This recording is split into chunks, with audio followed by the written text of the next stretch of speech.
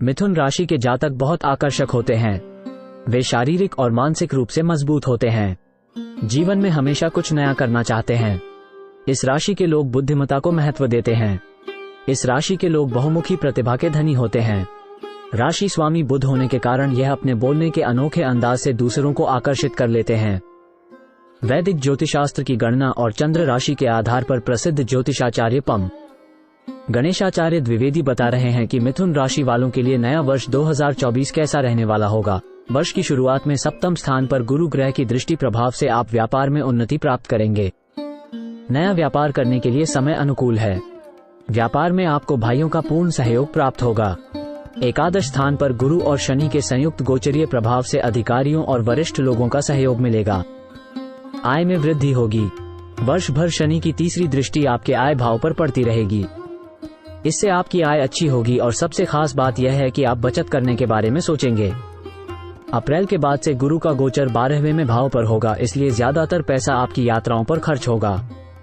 वर्ष की शुरुआत में सप्तम स्थान पर गुरु ग्रह की दृष्टि प्रभाव से आप व्यापार में उन्नति प्राप्त करेंगे। नया व्यापार करने के लिए समय अनुकूल है।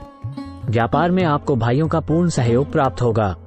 एकादश स्थान पर गुरु और शनि के संयुक्त गोचरीय प्रभाव से अधिकारियों और वरिष्ठ लोगों का सहयोग मिलेगा। आय में वृद्धि होगी। वर्ष भर शनि की तीसरी दृष्टि आपके आय भाव पर पड़ती रहेगी। इससे आपकी आय अच्छी होगी और सबसे खास बात यह है कि आप बचत करने के बारे में सोचेंगे।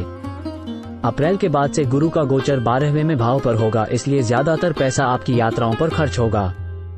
वर्ष के आरंभ में व्यस्तता के कारण आप अपने परिजनों को अधिक समय नहीं दे पाएंगे, परंतु आपके परिवार में सुख शांति का वातावरण बना रहेगा। आपको भाइयों का पूर्ण सहयोग प्राप्त होगा। तृतीय स्थान पर गुरु ग्रह की दृष्टि प्रभाव से आपकी सामाजिक प्रतिष्ठा में वृद्धि होगी। पंचम स्थान पर गुरु ग्रह की दृष्टि प्रभाव से आपके बच्चों की उन्नति होगी। वो अपने बौद्धिक बल से अपने लक्ष्य को प्राप्त करेंगे। नव विवाहित व्यक्तियों को संतान की प्राप्ति हो सकती है। अप्रैल के बाद समय थोड़ा प्रभावित हो सकता है, अतः उसे समय विशेष ध्यान देने की आवश्यकता होगी।